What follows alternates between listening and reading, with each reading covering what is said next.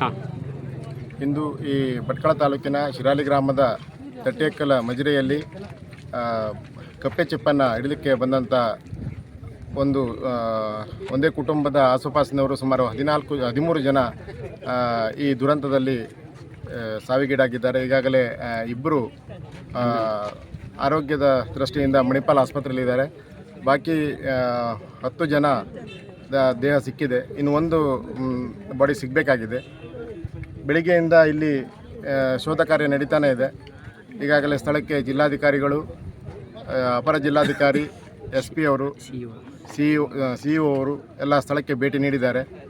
ಶೋಧ ಕಾರ್ಯ ಇನ್ನು ಒಂದು ದೇಹಕ್ಕಾಗಿ ಶೋಧ ಕಾರ್ಯ ನಡೀತಾನೇ ಇದೆ.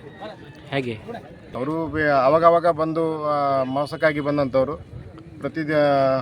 ಬಂದು ಇಲ್ಲಿಂದ ಆ ಕಡೆ ನೀರಲ್ಲಿ ದಾಟಿ ವಾಪಸ್ ಬರುವಾಗ ಈ ದುರ್ಘಟನೆ ನಡೆದಿರುವಂಥದ್ದು.